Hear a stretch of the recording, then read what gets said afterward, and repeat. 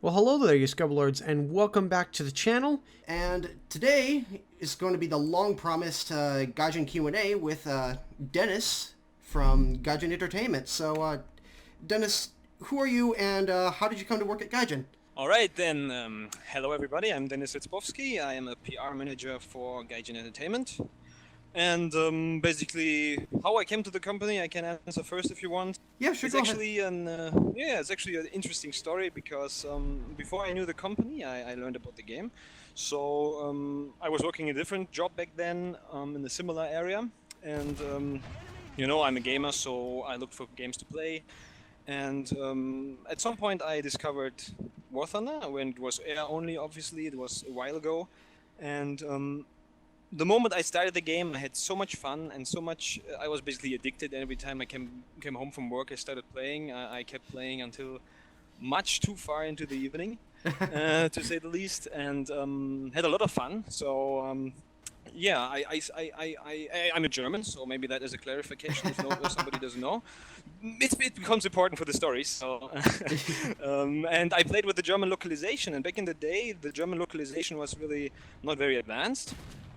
There was a lot of content lacking because maybe you know, but a lot of our translations in the game are a bit community driven.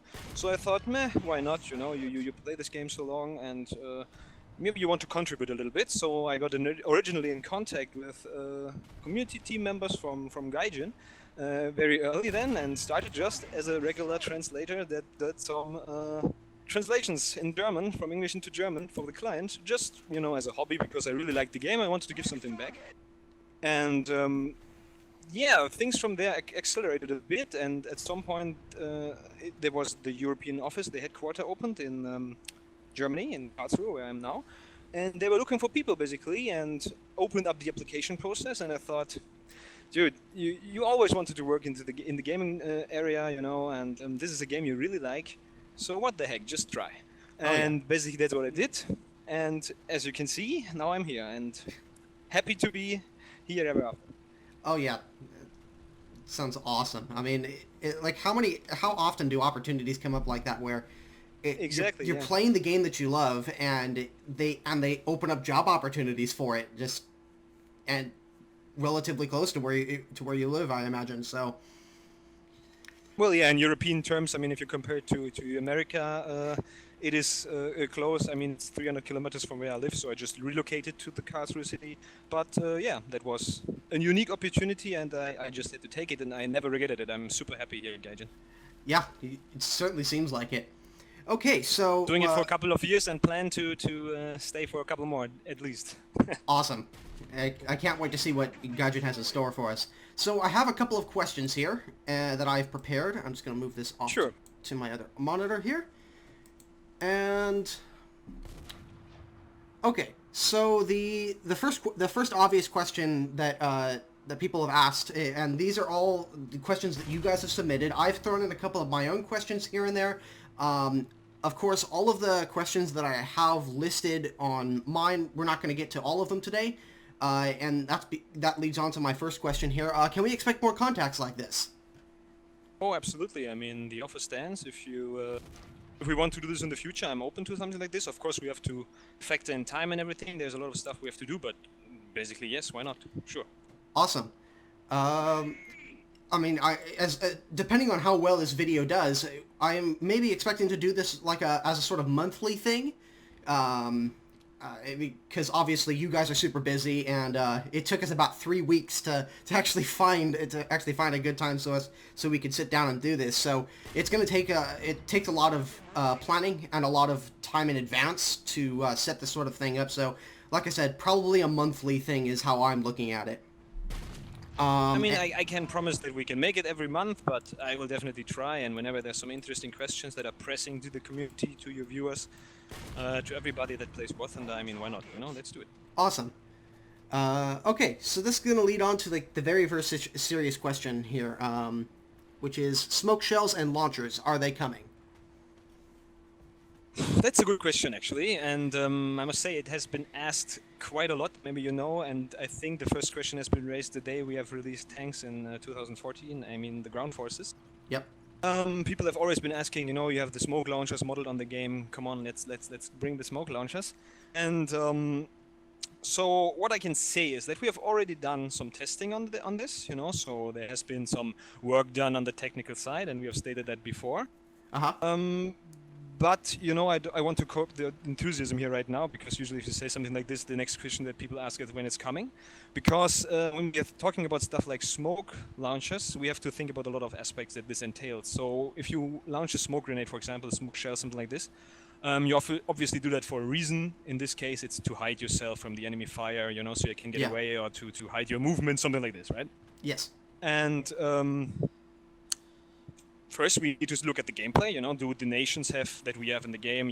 Can it be implemented in a fair and fun way? This is because we are a game, right? This is the first question. Of course. This surely I say this can be solved, obviously, because there we have the most flexibility. But then we have other factors we need to consider here, and one of it is that smoke and these particle effects, they have an increased performance cost, obviously. So if you display smoke effects, the computers that we currently support with our minimum requirements need to be able to handle it. And as you can imagine, these interactive effects can be kind of heavy on the system. Yeah. So this is one concern, obviously, that we must have. Do the computers, because we have the ultra low situation anyway, where a lot of people are forced to play on ultra low. So if we add another graphical feature to the game, is this handleable by these computers? So this is one very important question, but it's not the only one. The other one is that given the fact you use it to hide yourself, obviously we must ensure that it's the same for all clients. All clients have to see exactly the same thing, and it needs to be proof against any form of illegal modification or other stuff like this. So this is two important things that need to be considered: the hardware factor and the safety figure and the synchronization issue. So these are our thoughts on in this direction. This is what we think needs to be definitely looked into. And if I can quickly summarize this, basically is that we have thought about it. We think it's very interesting as a concept, and we have tested it a bit, but we cannot say finally yes or no on that matter right now. It is something we need to look in more into the future. I mean, our developers obviously need to look in more into the future. If it's feasible, technically doable, is it fun? So this is more of an open answer right now. I can neither confirm or I can deny it at this moment. Awesome. That's sort of something that I had heard myself. I mean, I have seen a couple of forum posts here and there saying like, yeah, we're testing it right now, or I think I saw one post a long time ago, maybe like a year and a half ago or something like that, that said we are developing smoke shells for the vehicles who had them or something like that. I don't know where that stands, but like you said, well, this is all part of testing. I mean, before we can make a qualified decision if it's good or not, our developers need to test it, and that's what they did. Awesome. I mean, they implemented some ways, they tried how it looks, how it affects the performance, all this, what you can imagine. And at the moment, they do not follow it, or have not followed it much further, because it would require a lot of work, or at least additional work. And as I said earlier, we need to see and decide later if that is something we want to do.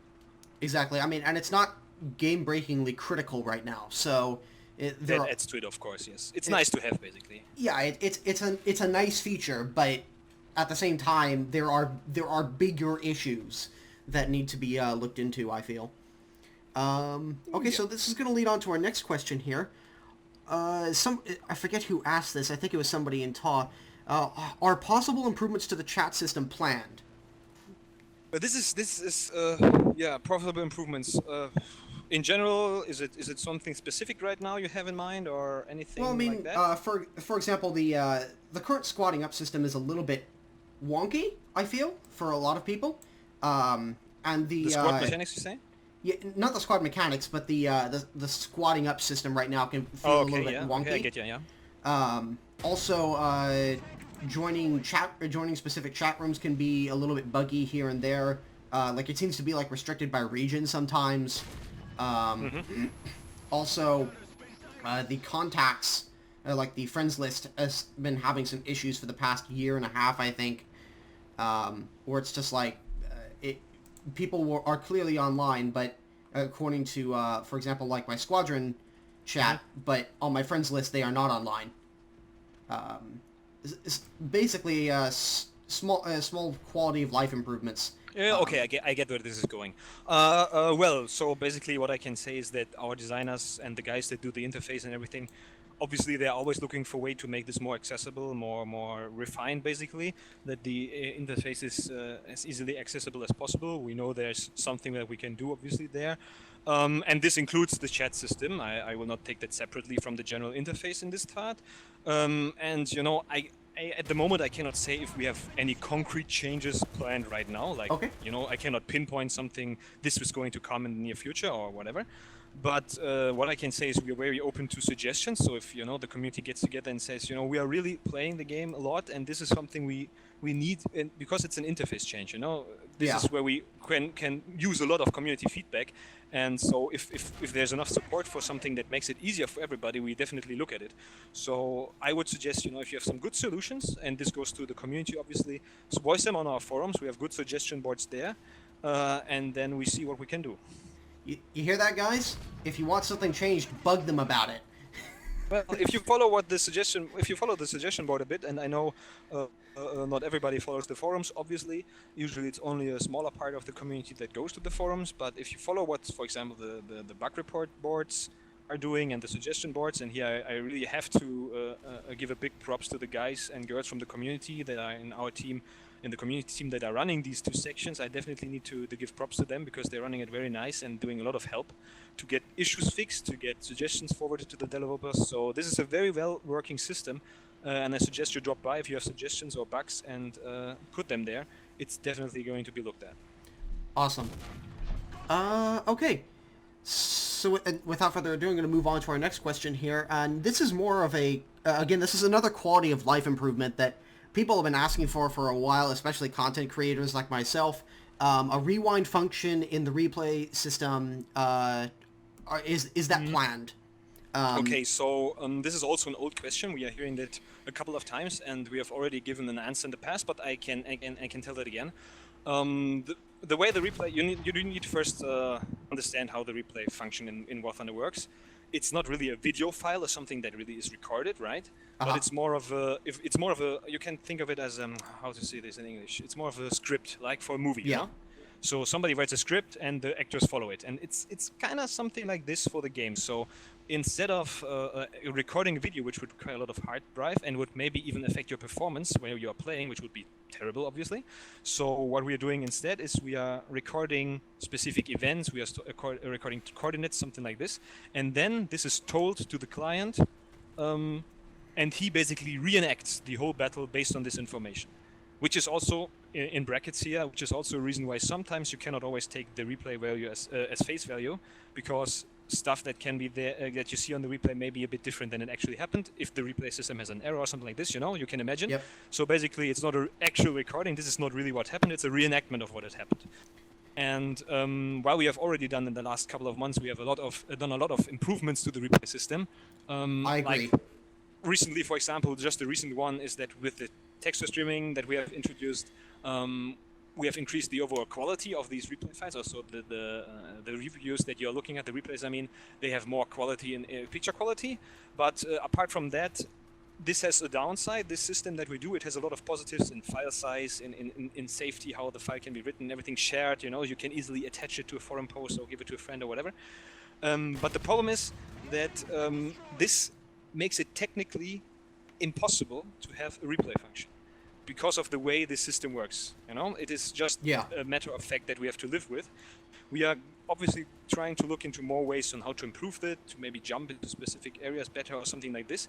But classic replay, like just playing it in the other direction, is sadly not possible the way it is implemented right now. So as long as we or our developers don't decide to go away from this approach, you know, which has so many positives to it, I cannot see this coming at all. I mean, a replay function, sadly, but this is what we would have to live with in this case. Yeah, I can see that, and props to you guys. You guys have made vast improvements to the replay system within the last couple of years. I remember back in the day when when it's like simply watching a battle, unless you had somebody standing there explaining to you what was going on, you had no idea what was happening. Like, it was... of course. You couldn't tell who was the bad guy, who was the good guy, and it made it even more confusing in arcade battles when the teams are mixed. And I remember watching some of those old replays and just thinking to myself, what is going on?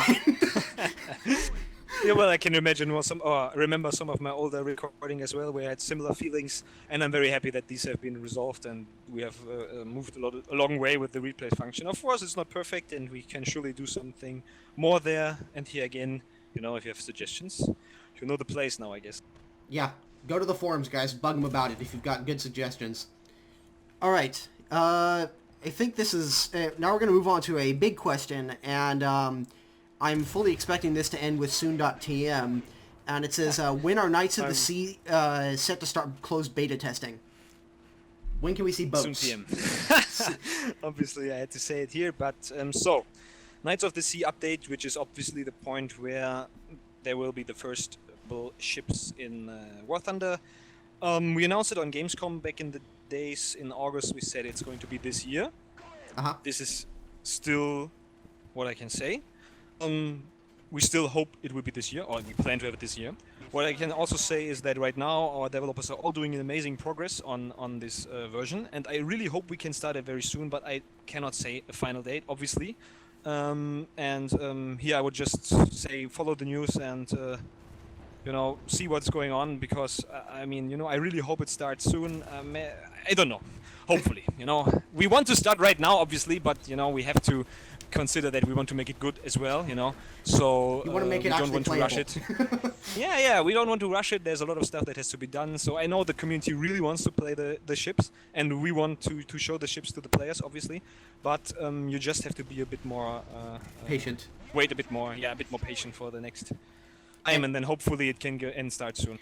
Now, I find myself a little bit lucky in the fact that I'm generally a very patient person, and I would rather you guys just take... Like, I would be totally fine if you guys delayed it until early 2017. Obviously, I'm sure that's not what you guys want, but if it requires it, I am fully okay with you guys just working on it further and making it all the much better. But again, that's just me. A lot of people are not the same way.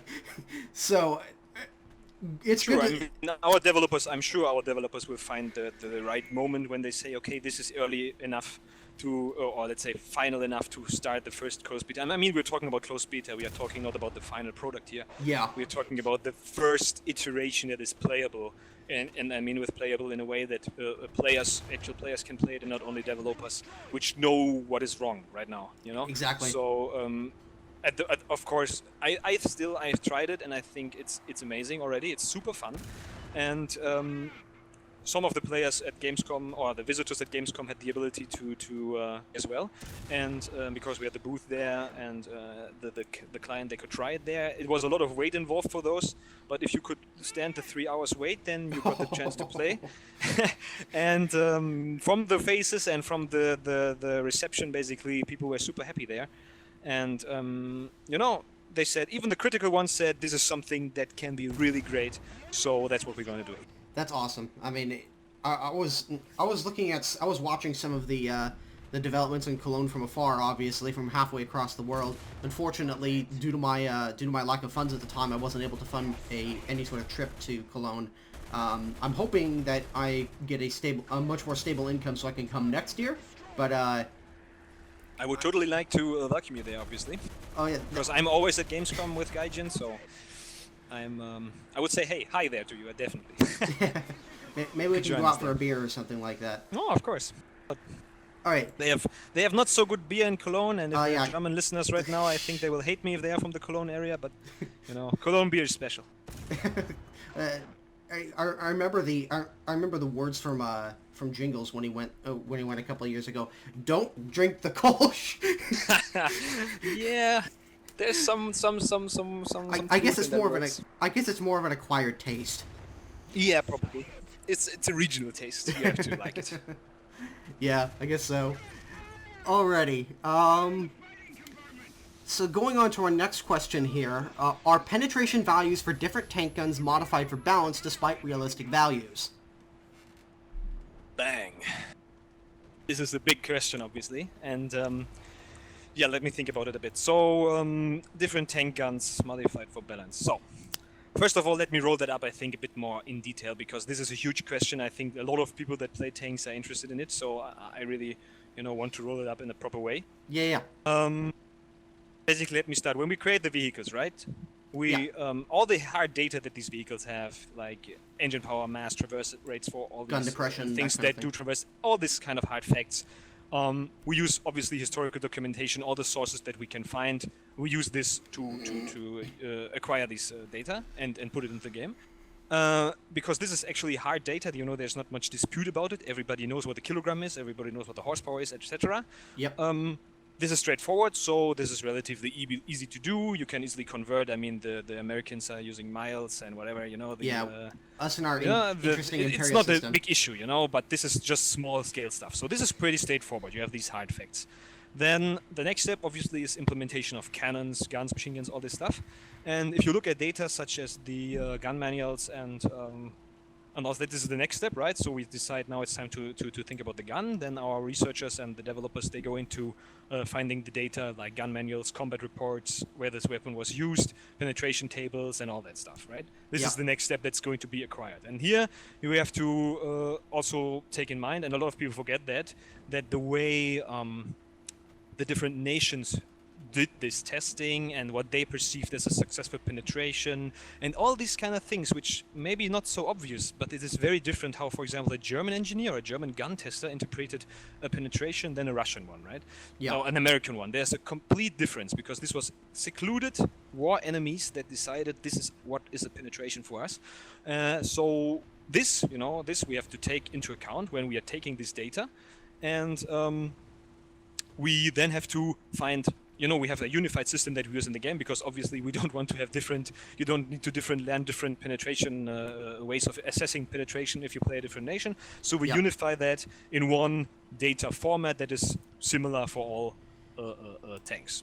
Which I have to say, it is Yes. The way you guys present the different shell datas and the penetration tables and stuff like that. It's fantastic. I mean, I only wish that more games were this detailed in terms of the differences between different shells. And I recently put out a video, I'd say about 2 months ago, I called it the One-Stop Guide to Tank Ammunition, where I went through pretty much every single shell that's currently in War Thunder. I think I forgot about the shrapnel shells, and that was about it. And it's great how you can look at each one of these shells and just know what sort of performance you can expect out of them. And that is exactly. I mean, we are diverting from the question a little bit, but I think this is nice to jump on, because this is exactly what we want to have with our game. Our game is a realistic game. We want it that way. And we want it to be like a bit of a, not only a game, but also a bit of an, how to say that the best, like, it's not a library, but something that is an interactive way of learning a bit about history, right? I mean, we are a game, yes, of course. Not everything is going to be like it is in real life. That is impossible, for one hand, and it's also not necessarily fun on the other hand. But as much as we can make it work, we want to try to get it into the game. And I think this has a higher value because I can just speak from my experience. I told you earlier how I stumbled into the game and then into the company. And, I read about air combat tactics on different websites and, even Wikipedia, and I could use them in the game, and that was like, I was baffled. Yeah, it was the coolest thing ever. It was super cool, exactly. And then later when the tank came, I was already with the company at that point, and we looked at these vehicles and they were so, from a player perspective now, I mean, I'm still a War Thunder player like everybody else, but if you look at these things and you're like just amazed because, you look into the Geschossringbuch, which is a big German book about all these cannon shells, and you find these guns that we have in the game there, and, for me this is just amazing. So just a little anecdote on that one. But back to the question, I guess, right? Yes. So, is there any modification? So, this is what we do. We are not going to alter this. This is what we do. We are unifying it into one system, and this is why it may seem like there are different values used for certain things in this regard. There's balance is not in that regard. We do not do balance. We have the battle rating for balance, and the battle ratings They are depending on the combat performance and everything of the vehicle. So this is where we do the balance. If it's too strong because of the ammunition, we do it, or the gun, we move it to a different spot. Everybody knows that this is how we do it. So this is not what we do. So if you have a disagreement with the values that we have in the game, and again, a little anecdote, since ever the game is out, we have been very open to if we do changes, and if we are making mistakes. I just will pick a random example where we, for example, from the very early days of tanks, when we introduced the German Sherman, Hermann the German Sherman, anybody knows about that thing. I remember that thing. Oh, yeah, the German Sherman is still in the game, but at the beginning there was a lot of conflicting data when we got it, because this is a Sherman that was. There were no Americans back in the days. I mean, American forces in War Thunder. Yeah. So basically, we had to think about something, because you cannot give an American Sherman. There's no Americans in the game at that point. So it is one of the Shermans that in the Lend-Lease programs, the American gave to the Russians, and the Germans captured it. It's an actual vehicle that existed, right? The German Sherman that is in the game. And there was a little mistake, let's say like this, in the data, how it was provided and everything, because it happens, right? It was a human error, and the community obviously found it, and they mentioned it, and they mentioned it very, very loudly, to say. But this is all fine, we are fine with that. And what is the result of that is we fixed everything, we fixed, because the data was convincing that was provided, everything was fixed. And people that were back in the days were around, maybe they remember this, and you can dig in the forums if you really want to know about it. You can dig it up and see. We made a big announcement and everything that we changed. This is not the only time that we did that. So, if you see something that is not as you're in a disagreement with something in the data, feel free to provide it as a bug report, and we will look into it. This is what we will definitely do. And that doesn't necessarily mean we will change it, because maybe we have more convincing information, or our calculations, if the sources provided, they don't have all the data. There's so much you need to take to consider, right? So yeah. Obviously, I cannot guarantee that everything somebody on the internet finds in the table is correct, right? I cannot know that. We need to check it ourselves. So if we agree with the data, we will change it. We have done so in the past, and we'll do that. And yeah. Of course, I mean, and also there's the other factor of, well, if there isn't any better source, then, well, nobody's going to be able to prove you wrong. So yeah, I wouldn't see it that way. I would see it, we cannot make the value up, right? That's not what we do. We do not make values up. We take the best sources available. If history doesn't provide us with better ones, what can we do, right? I mean, yeah. we try our best to make it historically accurate in the way that it is implemented, the vehicles. The technical characteristics and everything. So, yeah, if the data is convincing, we will definitely are open to change. Of course. Maybe why we are at this topic, because it comes often, and I really want to use this opportunity to also get this message out a bit, because people often take this stuff like Honeycutt's books, and of course we use them as well, right? They are very great works of history and on documentation on tanks and all the stuff. And sometimes the information presented there is not necessarily interpreted right. For example, let me take reload rates, for example. Reload rate is something that often comes as a question, why is there reload? Are you balanced? And I hear, do you balance with reload and all this stuff, right? And there's no one factor that you guys would balance on, because that wouldn't make any sense. So this is very good point, actually, exactly. And it goes along with the question, do we modify guns for balance, for example, a bit broader. So if you look at, for example, Honeycutt's book, he lists a certain time that the gun needs to reload, and then people look into the game and say, oh, it's different. Gaijin, what the fuck, Yeah. Sorry, but that's what happens, And but what you have to consider is the books, or the Honeycutt, what he states, for example, is what is the technical maximum that this gun can be reloaded at. So with a perfectly trained gunner, everything, under laboratory conditions, let's say. Top of the line crew, clean firing range. Everything is perfect, all of that. Yeah. So, but then you look into the reality of combat, and the reality of combat is you are in a vehicle that is cramped, you're under stress. As a loader, as the gunner, everything. You're shooting at you. You are shooting at you. This is one part. This is a psychological aspect of the crew. But what is much more interesting is if you prolong the combat, right? You fire over a longer amount of time, or you even don't take as much ammunition or whatever. Well, that's not a good example, to be honest, because you will see now what I mean. If you fire for a continuous amount of time, you are depleting the ammo reserves that are near you, right? Obviously. So Yeah. the loader will first pick the one that is next to him, put it in, and go. This is obviously faster than if I have to go to the bottom of my Tiger and take the shell out. I can just take it from the side, you know. So this is something nobody really thinks about, but should, because, you know, if we want to make a realistic game, this is something we need to consider. You know, it's not just the technical maximum that the guy can fire at. There's so much more influencing this, if not at all the amount of ammunition that is being depleted while you're firing, so you have to access another rack, which may take longer. You're getting tired because you're lodging these shells, which are super heavy. And this is what we actually consider when we do these reload rates. This is not the technical maximum that the guys are shooting at with this gun, but this is the real combat conditions. And obviously there's some room for interpretation, right? I mean, there's no Yeah. law that says picking up a gun from this rack takes 3.7 seconds. This is not a, you know what I mean.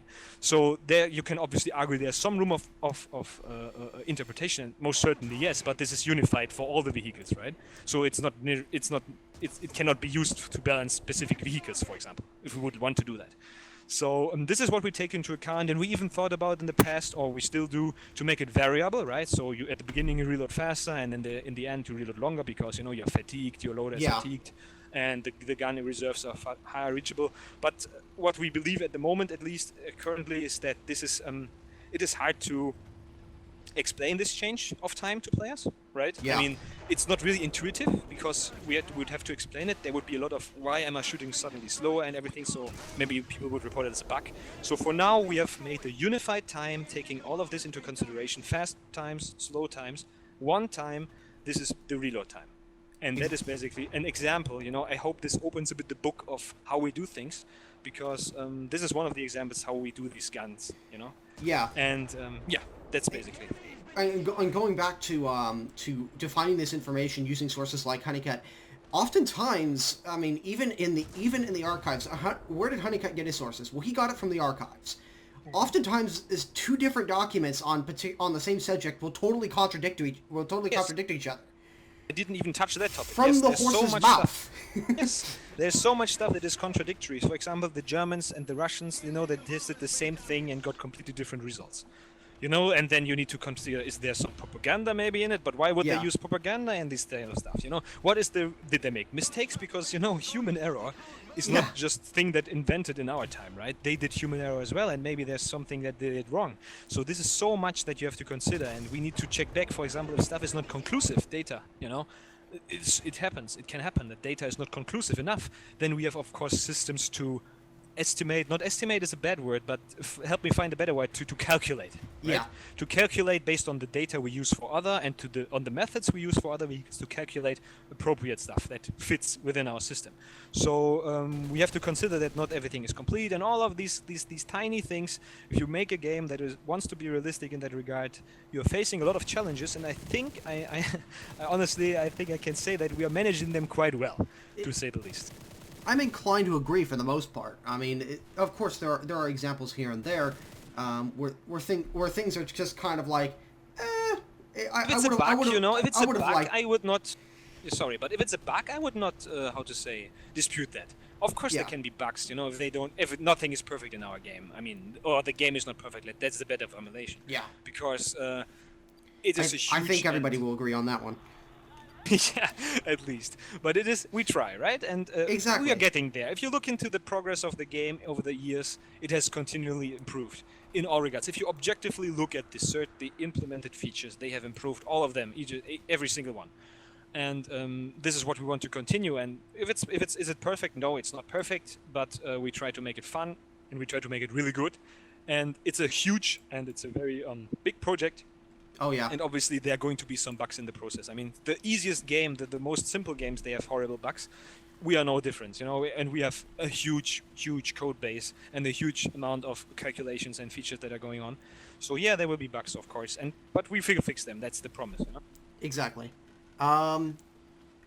Well, I Maybe guess not immediately, but you know. yeah, I guess this kind of leads on to the next question as well. I mean, I know guys, we're taking a lot of time to answer this one question, but at the same time, I'd rather have these long answers and provide you with some real answers rather than just saying Yes, no, maybe so, that kind of thing. So, going on to the next one, despite penetration tables stating otherwise, why does sloped armor stop rounds with extremely high penetration, i.e. the 10.5 centimeter Tiger II versus T-54? Come on, only 100 millimeter plate on the T-54.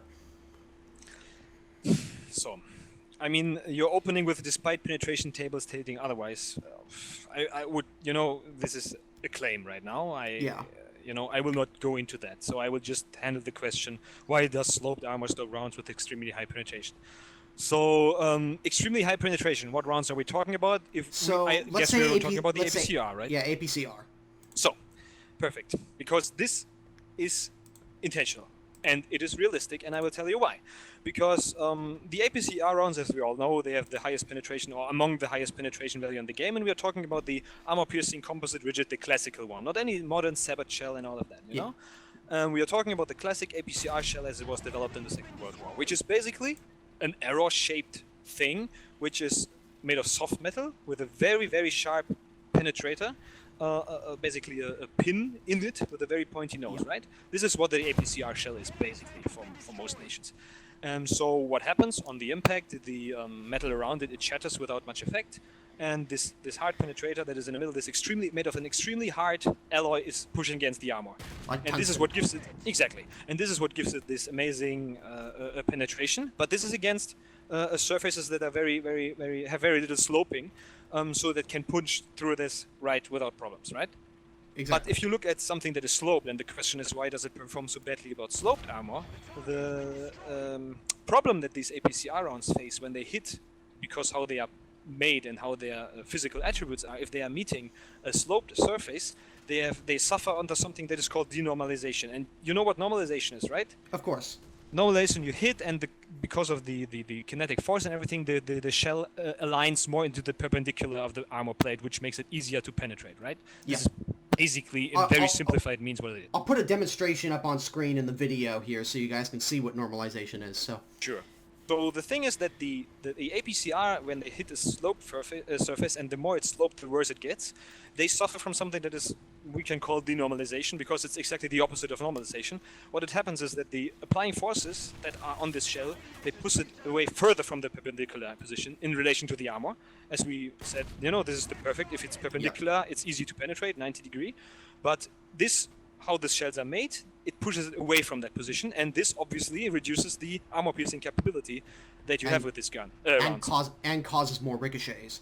Yeah, ricochet not so necessarily. What it causes actually is this shell to not either pierce, it just breaks. It destroys the shell more. It shatters, something like this. It's not necessarily ricochet, because the shell will enter and it will scratch the surface. But in our game, you have to, if there's a penetration, it has to penetrate. It has to go through the armor. Yeah. And maybe it will penetrate some parts of the armor, but it maybe not strong enough, because it denormalizes. Not all the way through. Yes, it loses penetration value because it denormalizes, and this can be quite significant, and that's why it's not going through.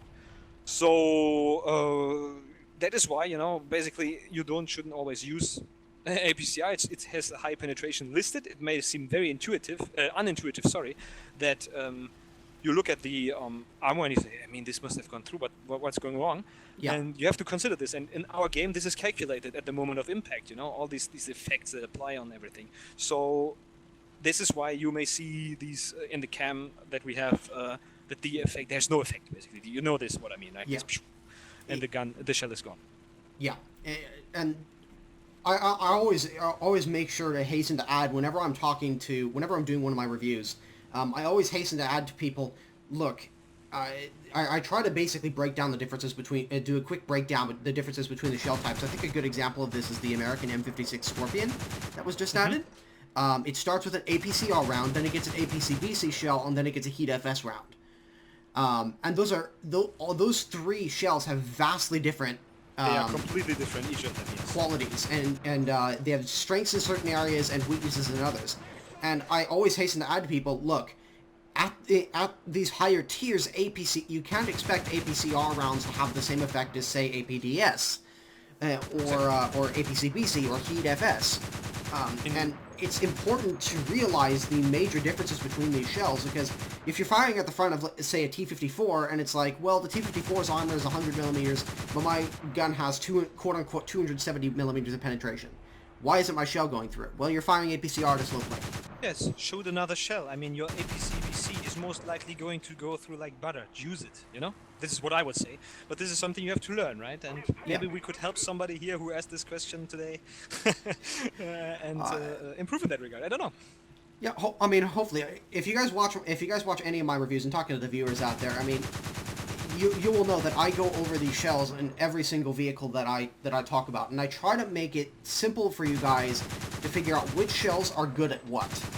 And if you guys have any confusions about those things, let me know down in the comments. I'm more than happy to answer your questions on the matter. On this point, I can give props to you because, as you know, I enjoy watching your videos. I try to follow them. Of course, I have to follow a lot of stuff, so maybe I'm not following all of them. But I really like to watch your videos for the funny way how you present your unicorn reviews and everything. And as a Leopard driver, I can relate to some of the things you have said about people using too much HEATFS, right? It is happening. It's an unnecessary Think about thing. other shells, you know? I mean, you don't need to use the most expensive and most powerful shell in all cases. No. There are other ones for a reason. Exactly. I mean, and Leopard is a perfect example of that, because it's like, yeah, you have a HEATFS shell which can penetrate anything in the game that you're going to go up against, and it can do a lot of damage when it post-penetrates, but you're throwing away credits while you're doing that. And it's like if you get to that point in the game, I'm a person that still likes to actually make a profit on what I play. Obviously. I mean, so it's just like when I see Leopard drivers driving around with like 30 or 40 rounds of HEATFS loaded and nothing else. I just can't help but cringe. It's like, why would you do that to yourself? But I don't know. People I like believe easy your mode. viewers by now, they know not to use it too much. I mean, they know when to use, I hope. But, yeah. Maybe we can spread the word fingers to more crossed. people out there. Because, you know, after all, War Thunder is a very skill-based game. I think you wouldn't argue that point. You need to know what you're doing, and I mean, we have provided a lot of tools for you to learn what the enemy vehicles are. You know what you are. You roughly know what you are going to face, and after battle, you definitely knew what you faced, so you can look them up if you didn't know them before. Look at the armor, look at how it's laid out, look at where the modules are, and use this information. If you do not use this information, then don't blame the other party owning you for it, right? I mean, this is just how it is. There are so many people out there, and I can say that I talk to a lot of people, and there are so many people that are just absolutely amazing at what they know about the game. You know, they're just like buffs, you know, history buffs for War Thunder, and they know all the vehicles, they know where to shoot, and you know, I would count you among those people as well. I mean, you know, Miles. So you know a lot of stuff about where to shoot guys and everything. And this is what, you know, this is why I like to work with our YouTubers, because they give this message, they show the people that you can, with skill, you can do a lot in our game. And this is what is very important to me personally, because skill is a huge factor in the game, and I really like that personally, you know. I love this, that if you are good, you know, in some other games, you know, some other tank games even, you have you sometimes see and you know what's going to happen. If there's not an RNG dice roll, you know, okay, I'm going to win this. You know, there's no question. You know, so that's something that I've always loved about War Thunder personally, and something I could never get over with other tank games. And it's just like, well, most of what happens in the game, especially in other popular tank games like World of Tanks, is largely based on what the game gives you, and really the player's skill only goes so far within that game. And something that I love about War Thunder is that there's almost no limit to how far you can go in the game if you're good enough. If you are a very, very good player, you can do a lot. And the game doesn't punish you for it. In fact, the game rewards you for it. Exactly, that's the point that I'm making as well. And I mean, this is obviously very true in tank games. But if you also look at the airplay, I mean, you know, I know you are not into the air game too much, but if you look, just for the comparison here, you know, also if you look at the air game, I mean, there you have a three-dimensional way, and you have a lot of other factors too, and physics, calculations, everything, your motor management and everything. So, you know, there you can also, I mean, if you have somebody who knows how to use his aircraft, he is going to kill you so hard. you will rage, you know. And this is a good thing actually, because you know, if you learn how to use the vehicle, then you can do the same. And this is what the good part about it is.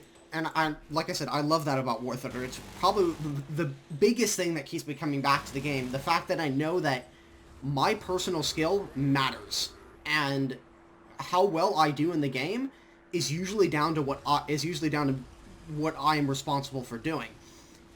And if I don't know something, I have to be willing to learn that if I want to get better. Yeah. Which I am all for. I mean, that's basically my number one criteria. How much does my personal skill matter within a game? Exactly, I'm the same. If I'm basing it mostly on RNGesus, then I'm less inclined to play those games. Simply because it feels unfair, right? I mean, yeah, the why game did I lose now? the game basically takes every opportunity it can to screw you over, and I hate that. Even maybe it's not willingly, but just the fact that it is random means that you're going to get screwed at least 50% of the time. I mean, it's a statistic, or let's say not at least, but you're going to get screwed 50% of the time. Or you shouldn't get screwed, because over the infinite period of time, that is where it would normalize into. So yeah, that's not nice, you know. In 50% you maybe win because you didn't deserve to, and in 50% you lost because you didn't deserve to. What the Exactly. fuck? Exactly. All right, so I think we've rambled on those two questions long enough. Yeah, I guess. Which is fine. There's really no time limit on this video.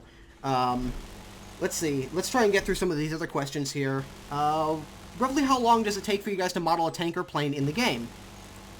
Oh, that's a cool question, and it's also being asked a lot, so I really like to answer it, because basically what we do when we create a single module vehicle, I mean, it is a huge progress that involves a lot of people. So the model itself, the 3D model itself of the game, the first step that is being done is research, obviously, so pictures and everything. Yeah. So we have a department of people that is focusing their time on finding the sources and everything, so that our modelers, the people that do these models, can work with, you know. So this is a huge part, because we have established it in the video alone a few times now. We are a historically accurate game in the vehicle department. That means we want to make these vehicles as realistic as possible, as close to their real counterparts as possible. And so we need a lot of sources. We need pictures, and as you can imagine, especially on some vehicles like Japanese aircraft, it can be very hard, right, to get this data, because not only for language barriers and other obvious reasons, but also for the matter of fact that a lot of documentation just gets lost, or has been the lack of information is the lack of information that is present, right? So we cannot make that up, so we have to wait until the data is available, and this can take very long. But for the sake of this question, I would not include this, because you know, this was just nice to know now, because sometimes the vehicle can take a lot of time, even if we want to do it right now, because we do not have enough data. So this is really an indefinite period that can precede the actual vehicle creation. Yeah. I hope it is fast, but maybe it takes a lot of time, and maybe we can never introduce it because we do not have enough data, right? So, but then when the actual modeling goes down, and what we calculate with is that it takes several man-months to make one vehicle. And with a man-month, I mean, if one person would work on it, his work day, it would take him several months to do it. Obviously, we have a very talented and very dedicated team of modelers who are doing this, so it's not months it takes, but weeks at least. And they are working on it, making it as detailed as possible. And if you look at the pictures that we provide with our dev blocks, and if you look in the game, you just have to open the game and increase the graphics if you don't do so already, then you will see why it takes that long, because they are very detailed. Props to your modelers. They do a fantastic job. I will pass that on just like that, because I agree fully, and I mean, these models, they look cool. And I can't get over them. Like, they just look fantastic. I mean, I'll oftentimes find myself just staring at a vehicle in the garage, just being like, this is awesome. Enter my mouse. That is very nice to hear, and I will definitely pass that good words forwards to our artists, and add my own to it, because I agree. And that takes a long time, so weeks at least, depending if all the information is available. Obviously, there can be some bumps in the road, and we need to fix something, or there's some new evidence coming up through other sources. So these soft factors I will not consider too much. So let's say about a few weeks. In other words, there's no set amount of time it takes to create a vehicle. Exactly. But you can estimate a few weeks when we decide we want this vehicle to the point where the model is finished. It will take a few. Because just of the amount of time that is that is needed, you know. And this not only concerns the new vehicle we have, because if you follow the game for a while, and I'm sure a lot of people are going to be with us since the very beginning. Then we launched in 2012. I mean, for the international audience, it's out of CVT. Yep. We have significantly increased every now and then the standards what we consider a good vehicle, because we have been able to increase with the technical advancement of computer technology and everything. So we have consistently increased the standards of what we consider good. So which is why if you follow the updates, we often say updated model or whatever, read on textures. And this is because we have basically created an entirely new model for that vehicle that we already have in-game, not necessarily a new one. We do a lot of them as well, as you know, but it's true for all the vehicles we have in-game. So at some point we will go and check, maybe that doesn't look as good as it used to do before, and we have now better methods and more technology to look to have that back up that changes. So what we do is we update these models, and this obviously also takes Quite a bit of time. I mean, it takes almost the same time, because you know we are redoing all this thing. The research has already been done, but then we can do a new one. So yeah, this is what we do. We make new ones that takes a couple of weeks, and we redo old ones, which also takes roughly a couple of weeks. A perfect example of this is the IS-3, which you guys recently updated a couple with patches Desert ago. Hunters. Yeah. And it does look fantastic. I don't own the IS-3. I'm personally not that much of a fan of the Russian Tier 5s. Gulag with you. Yeah, it's a gulag with me, I know.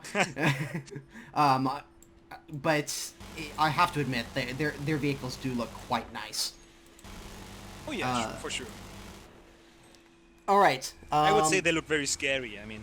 Oh yeah, definitely. I mean, I'm totally unbiased when I say that I think the German vehicles look the best, but they definitely look scary. No bias whatsoever.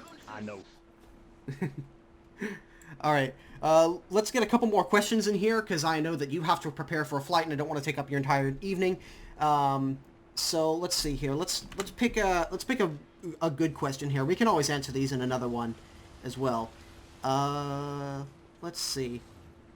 Will Gaijin look into adding smaller nations such as Sweden, Yugoslavia, Switzerland, Argentina, which had a fair amount of original vehicles, just not enough for their own tree, but still way more than what can be added as premiums? And he doesn't want to hear the international tech tree as an answer. International tech tree. No.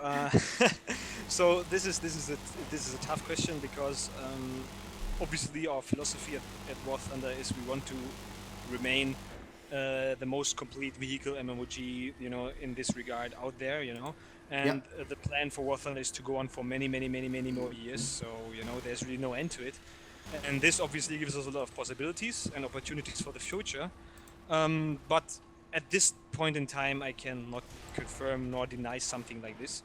This is something that we will look into, or basically talk about at another point in time.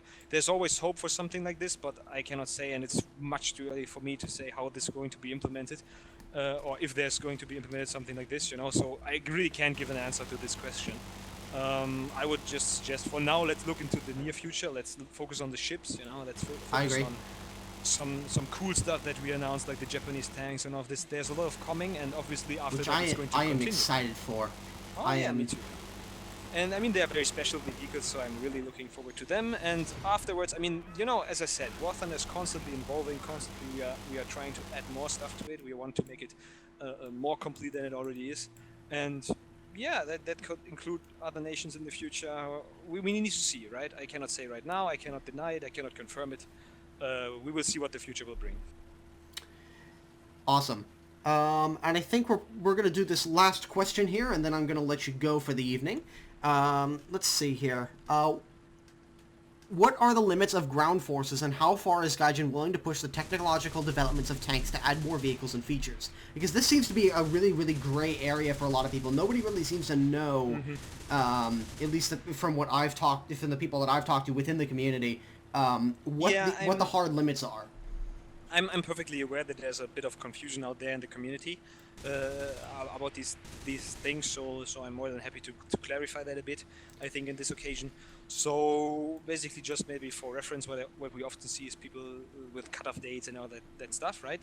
Yeah. But this is not actually how we roll in this regard, because if you take a fixed cutoff date, I mean 1950, that doesn't tell me anything on how the vehicle is, right? I mean, it can be the most terrible vehicle of all times that has just happened to be developed at before 1950, Exactly. and it is suddenly has to be compatible to other 1950 vehicles. That is, if you look at it objectively, that's bollocks, right? I mean, it doesn't make any sense. It's like saying, the Cessna has been made in the 80s, must be in the same battle rating than the Jet. It is a completely different thing, right? Yeah. So this is something that we don't do. I mean, this is not cutoff date is not really a thing here. So what we have decided is we are going for certain boundaries of technologies. I would call it like that. So I think for aircraft, this is pretty straightforward to say what we have done through testing and everything, and we have told this before. What we have decided where here the boundary of technologies that we really don't want to see in the game, or at least at the moment, is that when the time where self-seeking missiles like Sidewinners and everything, when they take over the combat, right? So up to a certain point, well into the Korean War, we had cannons, less machine guns, but as well, and especially in the Second World War, a lot of machine guns and cannons. This was what was the defining standard in weaponry and armament, right? And if you look at how air games play out, it's very skill based because of that. Because you have to aim these guns, you have to score hits with them. I agree. They have a lot of cool features. Maybe you don't even know them, because if you shoot something and you are flying in a certain direction, obviously it loses penetration on the distance traveled. So that's why you need to shoot close and all these tiny things. And this is something you need to know, and this is something that's skill based. So air battles are skill based because we do not have this seeking stuff. And here we said, from a development point of view, this is definitely our current standpoint. We do not want to have these kind of vehicles or aircraft that are capable of carrying such missiles, or that fire carry and this forget missiles. Fire and forget, exactly that. Because this takes away a huge part about what makes our air battles great, which is the dogfight. Because you can still dogfight with, and there's still dogfighting going on with these missiles, but there's so much. It's so different, you have these. It's a completely different era. It's a completely different game, right? And then you look at the next step, because we do not want a segregated game. We do not want to say, okay, this is ending here, and all the vehicles after that point, they are matched against something else, right? So there's a fluent way which we balance with the battle ratings. And if you would introduce a vehicle like this to any jet we have currently in game, good luck. You know what I mean? It would be no fun to fight against somebody with seeking missiles, which is much faster than you anyway, but that is something that is not even that much of a problem, because you can deal with that. But you cannot deal with an armament that you cannot defeat, because you don't have the countermeasures, you don't have the speed, you have nothing against these vehicles. They are so superior, and this is just one part, and it's not fun. It's not really fun. I mean, if you have a game that's entirely around this kind of stuff, maybe, but for now, if everything is balanced around that sort of thing, like DCS, then that makes sense. But if you throw something so radically different in there, then it's really going to upset the balance of the game, and on top of that, it's going to create more problems than it is going to create solutions. Exactly. And this is why we said, okay, for aircraft, this is our cutoff. This is what we don't want to have in the game. We can't currently see how this works, and this is where it stops right now. For tanks, this is similar, but not quite the same, because if you compare the aircraft to the tanks, the development there, that was much slower, if I can say that. Some people truly will disagree, but if you look at it, look at aircraft, beginning of World War II, they were flying with biplanes, and afterwards they were flying with jets. The monoplane era with prop planes, that lasted only for the Second World War in combat terms, right? This was something that was completely obsolete by the end of World War II, almost, and was something entirely new at the beginning. So the technical advancement was amazing in this, and it continued in the aircraft department, because this was something that people literally year by year, the aircraft were changing massively. Exactly.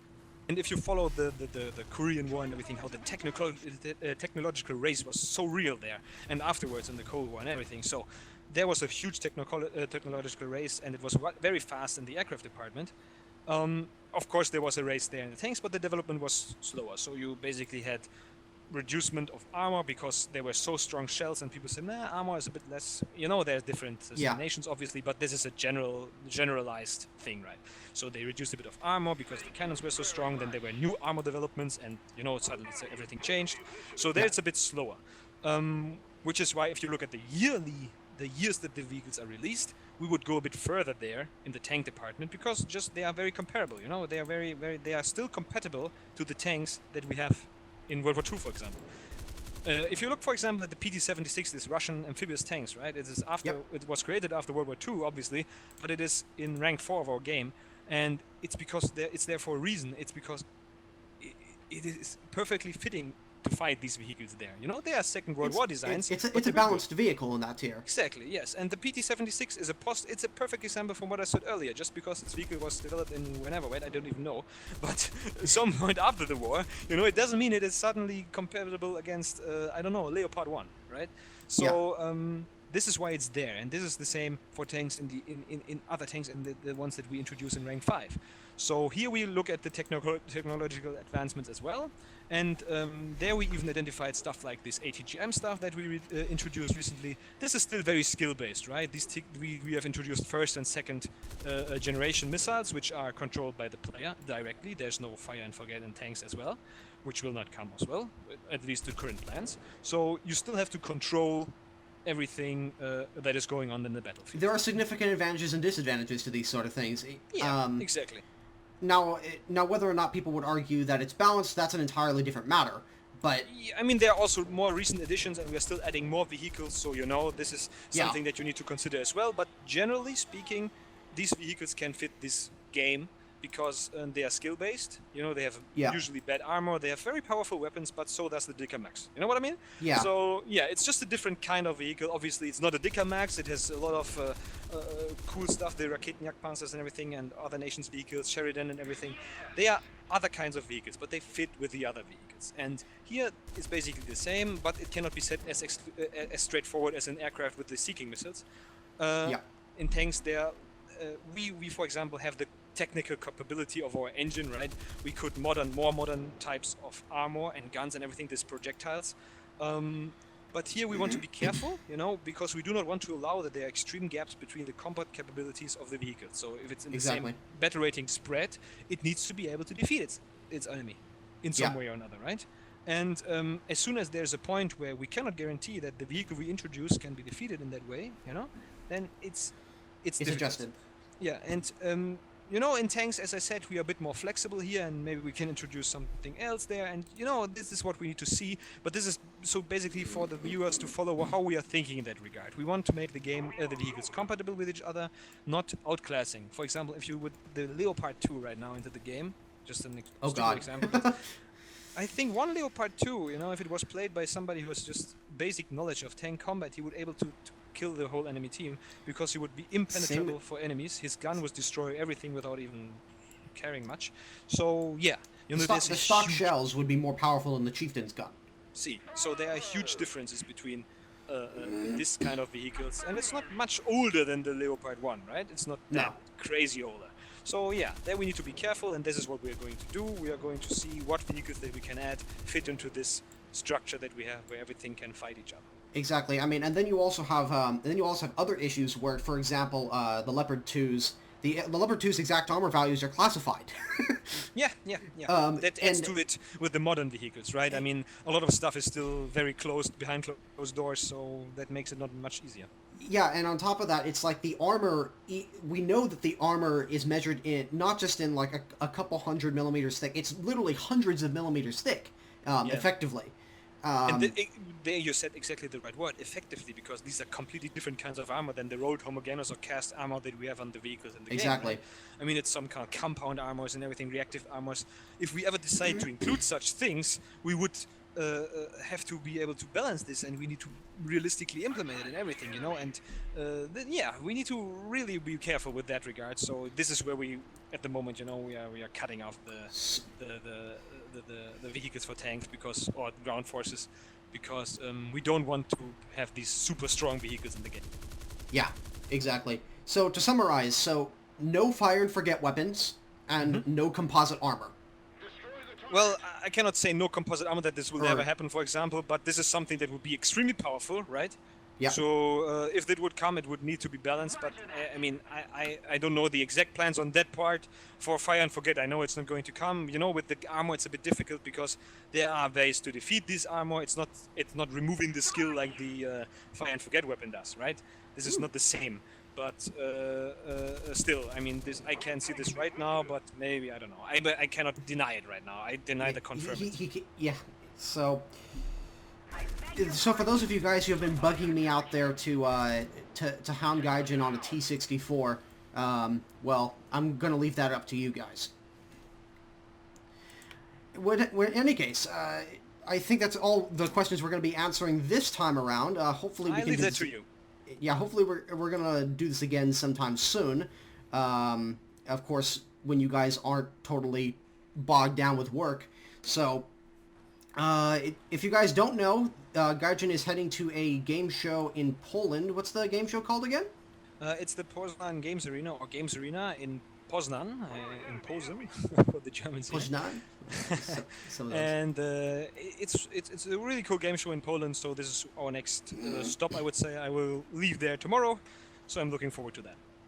So if you guys are in the Poznan area, make sure to stop in for that and say hi to these guys. And if you have any further questions and you happen to live in the area and you happen to go to this thing, ask them. They're going to be there in person. So Yes.